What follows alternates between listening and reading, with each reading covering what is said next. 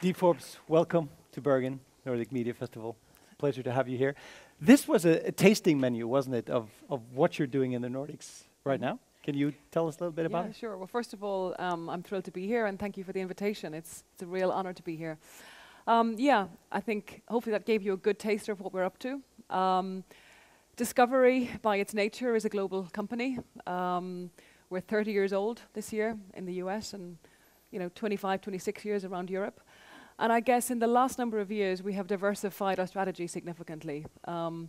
Maybe 10 years ago, you knew Discovery Channel, but now we have big brands like TLC, ID, which you saw on the tape, Eurosport, and of course the brands that we have bought into here in this region. So really, I think the Discovery brand that you knew and loved all those years ago has changed significantly. And I think that really is down to the fact that TV and the world is evolving. The acquisition of SBS for us was a very strategic move, and one that we're loving and enjoying.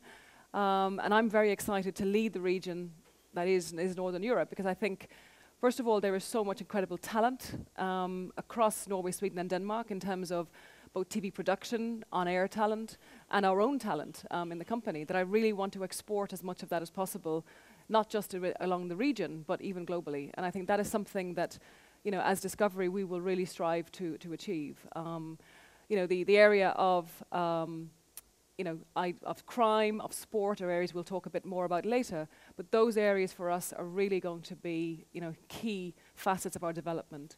I think we see our growth and our development in two ways. One is organically, so making our channels stronger. That is our raison d'etre. It's what I do every day. It's what we all do. We want to build great channels and have great content for all of you to watch. So organically, we want to keep doing that. But then outside of that, acquisitions like SBS, like Fatta Feet, like Channel 9 in Italy, are other ways of really building our growth and expanding from what our core was. Yeah, and let's hold on to that, because that's very interesting. The president of Discovery Networks International, J.B. Perrett, he said, and I quote, "Discovery has achieved tremendous success outside the US by driving organic growth and complementing it with targeted acquisitions." And you mentioned those two. Could you elaborate on what is organic growth to you? What is targeted acquisitions?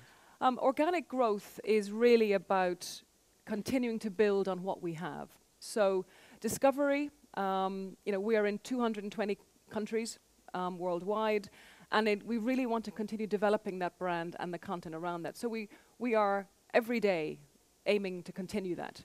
We launched TLC as a global brand. TLC is now the most distributed female brand in the world. That wasn't in this part of the world until 3-4 years ago.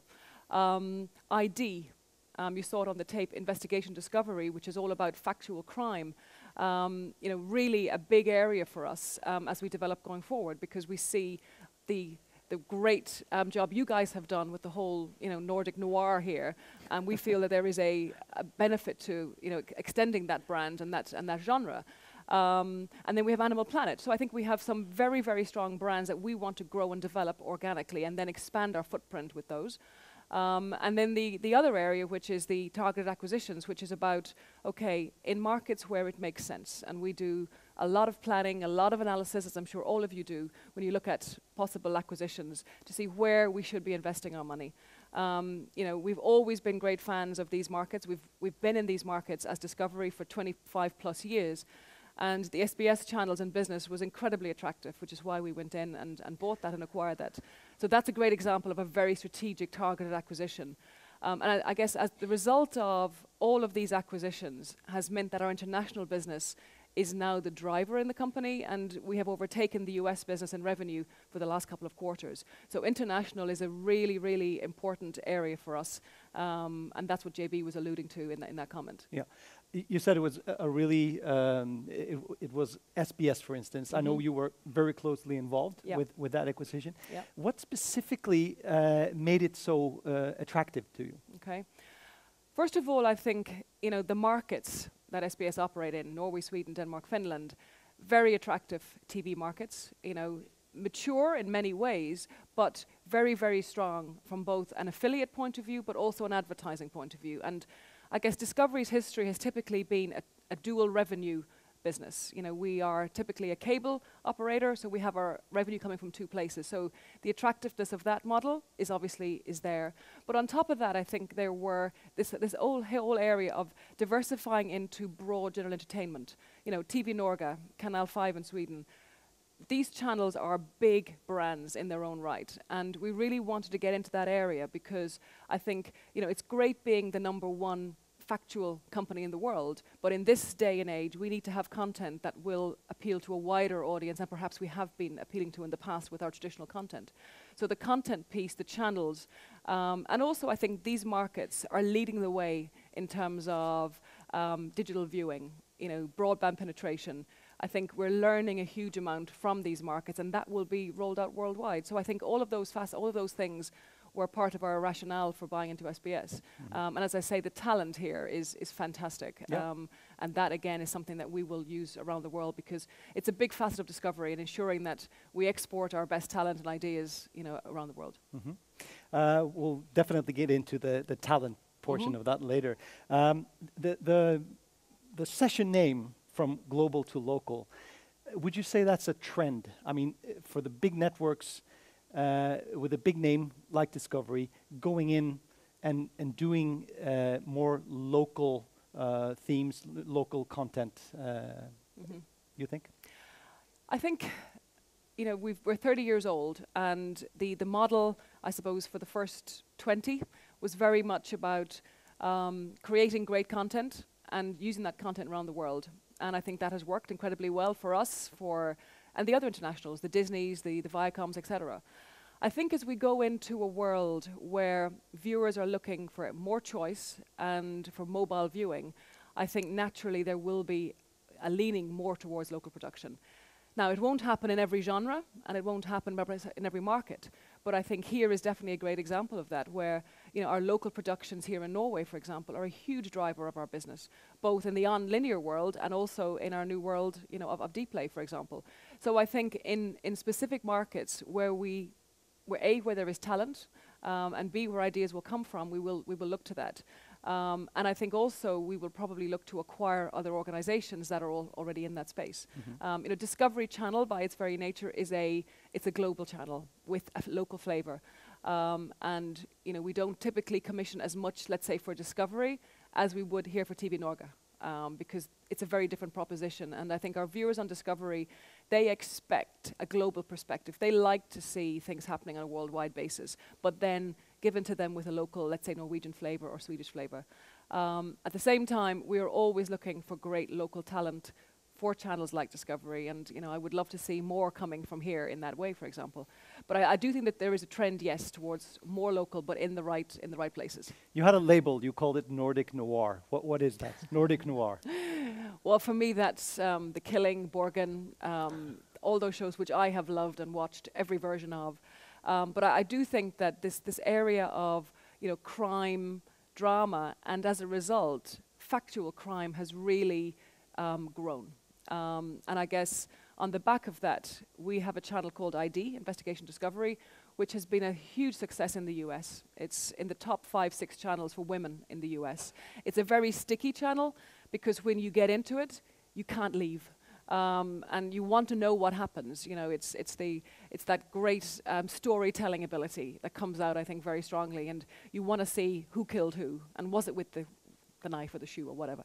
And I think you know, that whole category and genre has really expanded. And, you know, ID for us launched last year in Denmark, off to a great start, a 2% share.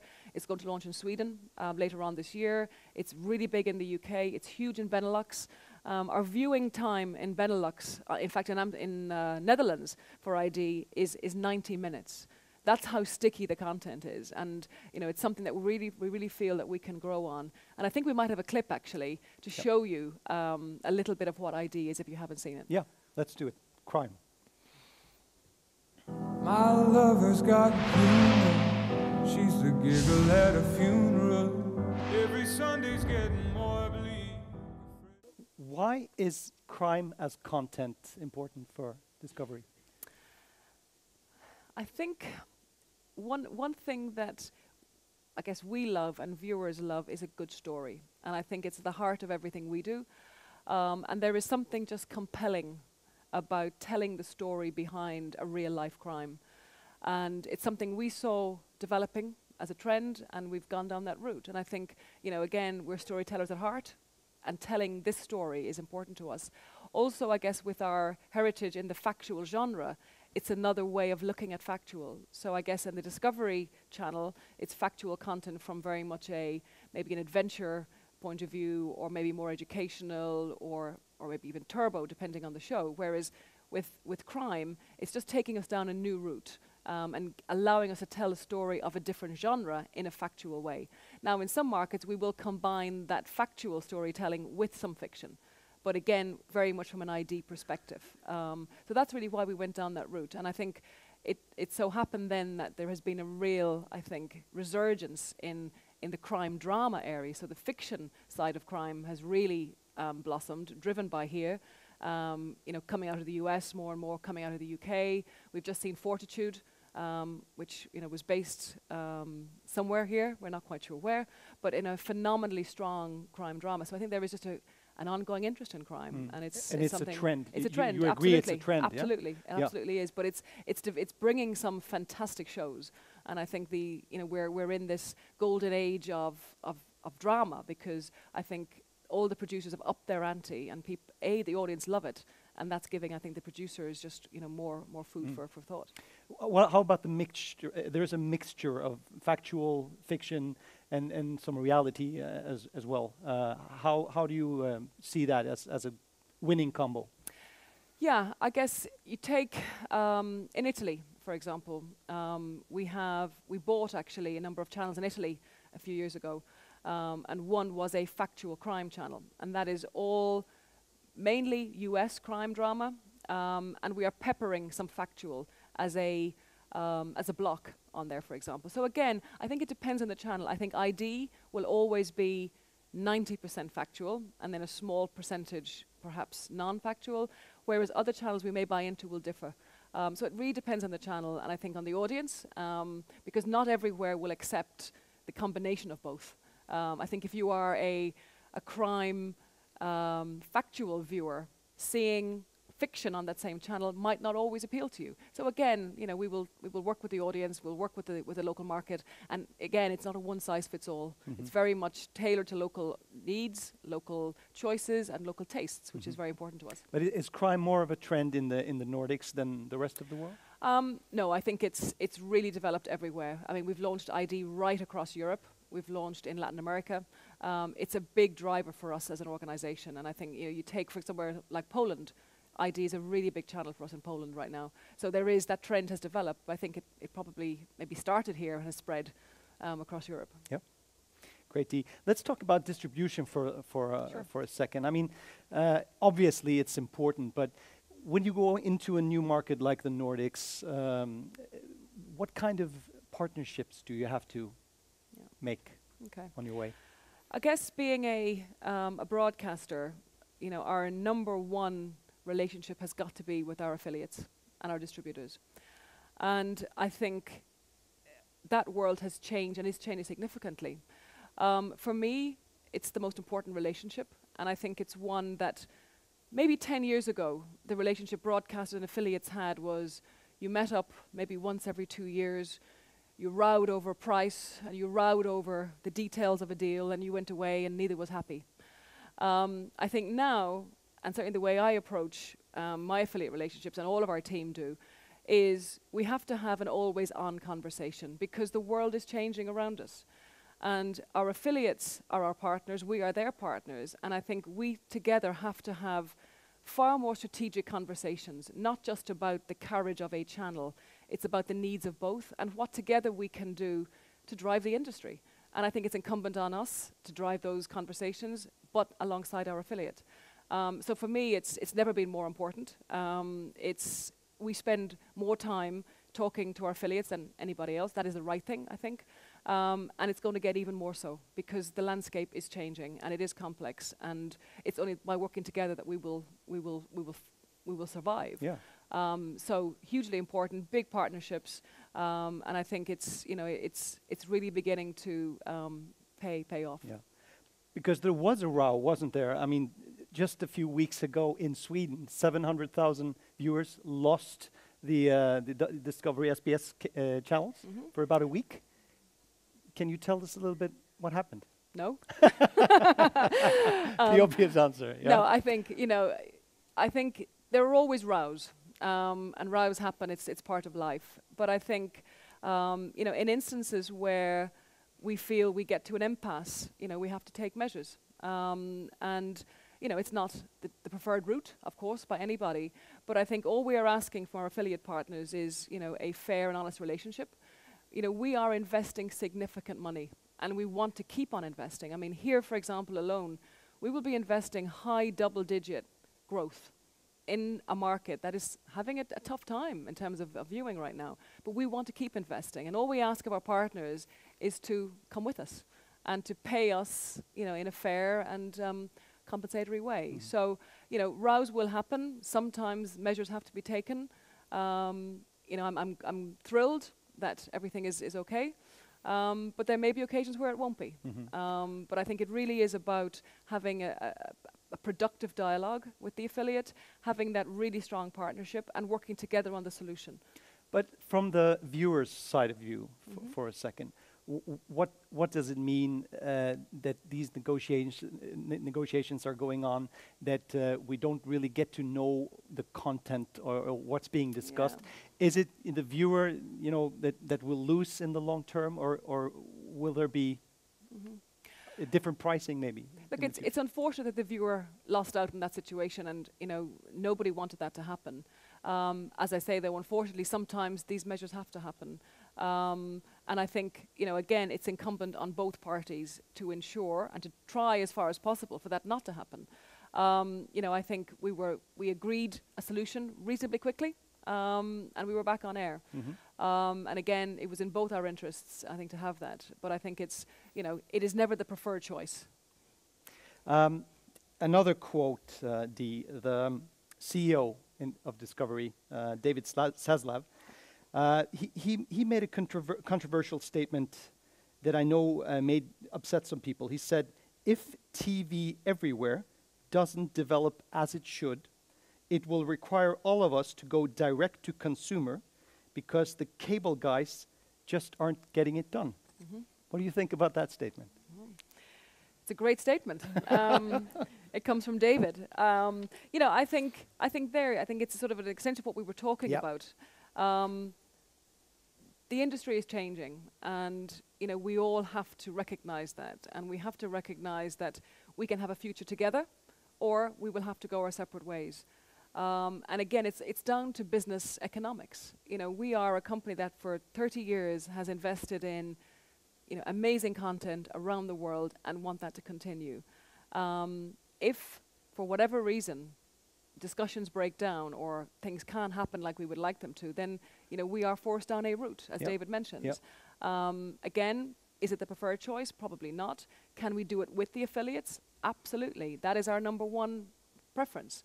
But if it doesn't happen, what do? We don't want to pack up and go home. We don't want to send 800 people home because we haven't got an affiliate deal. Right. We need to have an alternative, and our viewers are demanding an alternative. They want to see our content. So in that situation, yes, we will have to look at other routes and other ways. But again, I think it will be having exhausted the other route, which is our preferred way, which is working with our partners. Right, because the linear TV is still important to Discovery. Absolutely, it's our bread and butter. Again, we haven't invested in brands and content for 30 years to now stop. And that's why in difficult times, we have continued to invest. We're having, the audience, for example, here in Norway right now, is challenging because they are going to non-linear in big numbers. Having said that, we will still continue to invest across the year. And linear brands are important to us because I also feel, and we feel as a company, that even in a non-linear environment, having a brand as a curator is hugely important. The viewer needs some guidance and some help. If you just put a lot of content out there with no sort of curation, it's confusing for the viewer. And we think we have built great brands that even in this sort of crazy world of non-linear can also survive and will be a great guide for consumers. So linear, hugely important, really, really important, but we have to continue developing that business while we learn and get involved in the new world. And that's very much what we're doing. And some of the things that are being said about your work specifically is that you've succeeded with a hybrid of free-to-air and pay TV. Could you tell us a little bit about how you've come up with that winning formula? Yeah, again, I think it was when I joined Discovery 5 years ago, and my first role was taking on the UK and then Western Europe. And you know, Western Europe comprised of the UK, Spain, Italy, Germany, France. Very, very mature TV markets, with also many of them having reached their peak in terms of pay television viewing. So you take somewhere like Spain, they had a really tough time in pay television growth. Germany is sort of stuck at around that 28-29% penetration. So we took a view that either we stay in this world of pay TV, or as free-to-air opportunities opened up, we go into that world. So we did. And we launched a number of channels in Germany. We launched a very big business in Italy. And we launched in Spain. So we took on, we either bought free-to-air networks like in Italy, or we launched like in Spain. And very quickly we developed a very, very big business. So really it was this, you say hybrid, which is, you know, managing to have a pay business alongside a free business. And that to us has been a cornerstone of our growth and our development, because without that we wouldn't be where we are today. I think these markets here can prove that as well, that you can have that piece. And also I think as we go into the sports world, you know, we've taken a stake in Eurosport, 51% stake. We're now very firmly in the sports rights arena, and having that free and pay option is really valuable. And as we talk to, you know, sports rights holders and the federations, etc., having that is vital. And you know, I really see that being, you know, the next stage of our growth here and across the regions as we go into that, because it's a great place to be. So you know, we've managed to do it and keep our affiliate relationships. We've managed to grow the advertising part of our free-to-air business, and it's good to have, you know, both of those working in tandem. And that should be a good cue for the sports video.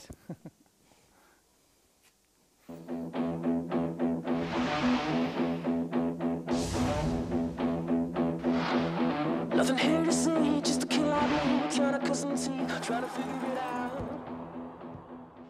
Congratulations on that. And to the Eurosport acquisition, what specifically has that done for you? If there's anything specific you can say. It's given me a lot more nightmares because the world of sports rights is not for the faint-hearted, that's for sure. You know, you think buying movies and series is tough. Buying sports rights is a whole other ball game. But I think, yeah, I mean, having Eurosport, you know, it's changed us as a company, you know, dramatically. But I think it's given us an added edge because we can now talk to a different genre of content. But again, as we go into this non-linear world, you know, sports is going to be a driver in that space. You know, we're talking to every sports organization possible. In fact, we have done, I think, 30 new sports rights deals in the last few months. So we're very, very active. We announced the Champions League in Singapore. We've got Major League Soccer. We've done a lot of, you know, local buying of rights.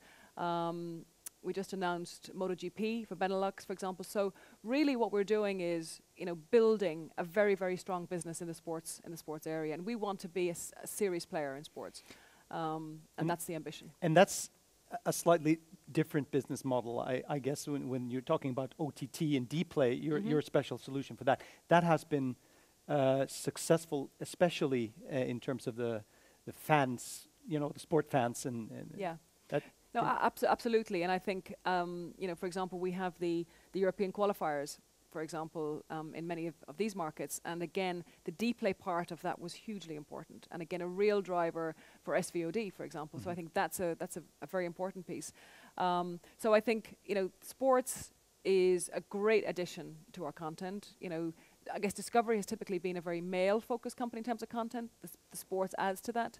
But it really changes the conversation, you know, with our affiliates, with our advertisers, and with our even channel partners, because it just is a different conversation, and all of a sudden you become more important, and you can really build a proposition and add, like as in Dplay. Yeah. So I think the sports piece is very important for us. But you have a lot of competition in the Nordic countries, especially on non-linear. Is Dplay and the acquisition of Eurosport and sports in general, content-wise, important in the Nordic region? It's very important for us, and again, we'll be the first to admit that we're late to the party on this one.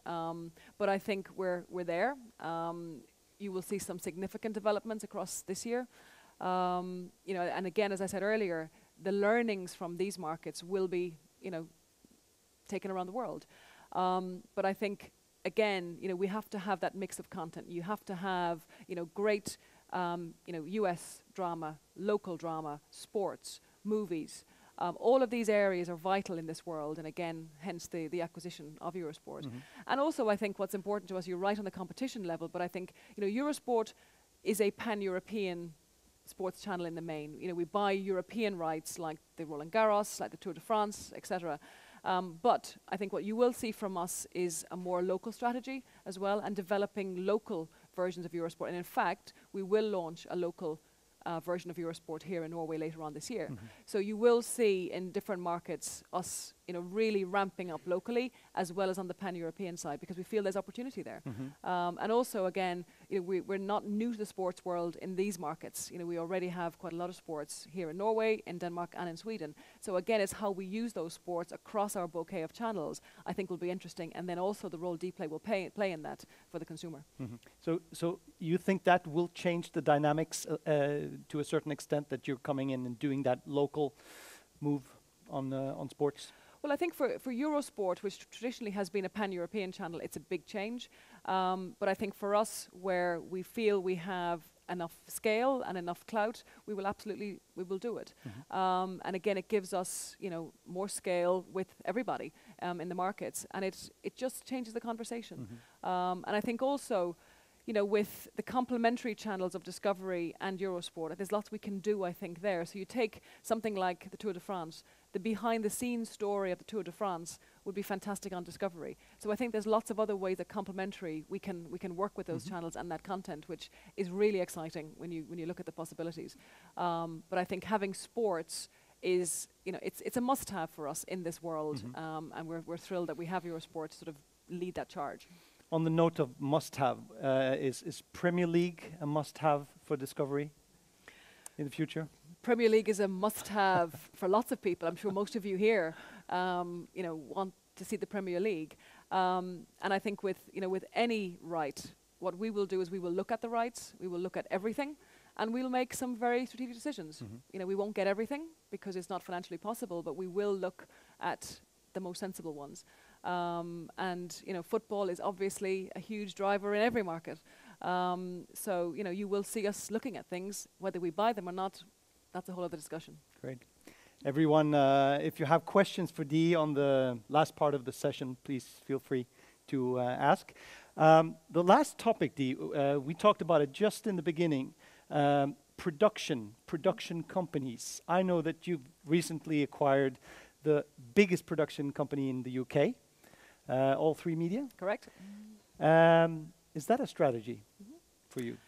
I guess as we have expanded our portfolio over the last number of years, we have looked more and more in this area. I guess the first production company we bought was Betty, which was again a UK production company, and we bought that when we launched TLC. Because TLC and female content was something that perhaps we weren't the strongest at, and we needed to really up our production abilities there. So we bought Betty, and then from there we bought a number of others, with All3 being the most recent. I think it's something where it's important to us that we allow those companies to still be creatively independent. They don't just work for us; they work for anybody who they want to, and that's important because you need to have that. But I think again, where it makes sense, and where we have significant perhaps local productions, we will look more and more at perhaps acquiring, but not everywhere. It's a tricky business, and it's one that we're not going to just simply go after everything out there. The production quality coming out of this market is fantastic. Some great, local companies. Like we do lots of work with Nordics Film, and many, many more, and we're really happy with that. So I think it really will depend on, again, market by market. We will analyze and assess what the need is. But the ones so far have been great. So it's not impossible at all that you will acquire a Norwegian or Nordic production company at one. Anything's possible if it makes commercial sense. Yeah. How does it change content, Dee? Owning the production companies, how does it affect the content? Well, I think what it does is I guess the best content we get is from the production companies that know us the best. And I'm sure, Ivan and the team are here. They have incredible relationships, with local production companies, and you can see the fruits of that. So I think when you own a company, you naturally get closer to them. And already we are seeing the benefits of that coming through. For example, we bought a company called Raw in the UK. They were the creators of Gold Rush, for example. And on the back of that, there's a few other commissions in the pipeline. And they have brought ideas to us because they know us just so much better because the relationship is stronger. Now, having said that, we also have great relationships with the companies we don't own. But I think there is something perhaps a little bit special. But also, I think you tend to be harder on them. You push them that much tougher because they're part of the company. They got to work harder for their bread and butter. But I think good content comes from having great relationships, and you can't beat that no matter if you own them or not. So I think that's very much our mantra as a company. And again, as I say, the team here have really led the way in that, and it's fantastic. So I think it's something that we really value, our relationship with our producers and the production companies. Yeah. We have a final clip, Dee. If you could tell us just briefly, it's called Racing Extinction. Yeah. Is that something new, something special that you've launched? A couple of months ago, we brought in a new head of Discovery in the US, a guy called Rich Ross, who used to run Shine US and previously at Disney US. And Rich has brought with him, I think, a re-energized view of what Discovery should be. And I'm thrilled because it's exactly what I think Discovery should be, which is about going back to core values. And Discovery, I think, has an onus to bring big stories to the world and to make people aware of what's happening. Now, Racing Extinction is a movie that will air around the world on the same day in 220 plus countries. And it's basically a movie to make the world aware of what's happening on our planet. And making people aware of what's happening in the illegal trade of extinct and almost extinct animals. And it's just incredible footage. And it really is a call to action, I suppose, from us. We will do a huge amount of work in every local territory around the launch of this. We really want to raise the awareness that unless we do something, as human beings, we are going to wipe out so many incredible species on this planet. And we feel this is something close to our hearts, and we should be the voice of this. So have a look at the clip. Yep. I think it's dawning on us now that this is the big one. What's happening is unprecedented. Great. So that is an example of a new trend of content also, do you think? I think it's something that area we've been in for a while, but I think we're probably at a stage now where unless something is done on some of these topics, we won't have a world. So I do think as the result of that, yes, we will see more. Again, I know these issues are very close to your hearts here in Norway, and I think you lead the way in many respects on, whether it's people at the forefront of these areas or creating movies or whatever, and we'd love to hear from Norway particularly on any of these topics to take it forward. So I think you will see more, but I think we need to do something as well. So we will be calling everyone to action to get out and do things to sort of help combat some of this, because that was a very short clip. I mean, some of the scenes in this are harrowing, and they make you want to get up and do something. So as a result of this, we are working with a number of organizations and people on the ground to really, bring this home and make everybody aware that the planet needs saving. So it's a big topic, but one that we feel we really should put out there. Great. Last topic, Dee. There's one area that you're not going into as much, but rather pulling out of: radio. Is that also something that you are, is that the way you're thinking, that is something that you're moving out of, or is it just a small example that we saw recently that you pulled out of? I guess when we bought SBS, the radio business was part of that, and in fact, this is the only region that we had a radio business. Fantastic business, by the way. The team involved, brilliant. I think they did a great job with radio the last number of years, and we have seen, great results from that business. And I think we really felt that, someone like Bauer, who have now bought it, will just take it to the next level. And they are, much more radio ken than we are. And we felt that somebody like them would just take them to that next level. So yeah, we've sold that business. You're sticking to your core competence, so to speak. Yeah. Sure, and I think it's, again, it was specific to this region. And, we looked long and hard at it, obviously, but I think, as I say, from a development point of view, better for Bauer to take it on and really take it to that next level. And then, as you say, we continue as we are. So, yeah. Great. But it was a great experience working with them. Yep. Really good bunch. Thanks, Dee. And now, Dee is here for all of us to ask her some questions. If you have some, raise your arm, and we'll take it from there. Any questions? There are a lot of Discovery people in the audience, I know, and there will be more. Because how many awards were you nominated for? Was it 14? I think we're up for 14 awards. 14 awards. That's on pretty good. Saturday night. So go team! Okay. I think they brought home 5 last year, so 5+ this year. Yeah. Which would be great. Great talking to you, Dee. Congratulations very on your much. success, and Thank you. Thank you. Thank you. look forward to seeing you. Yeah.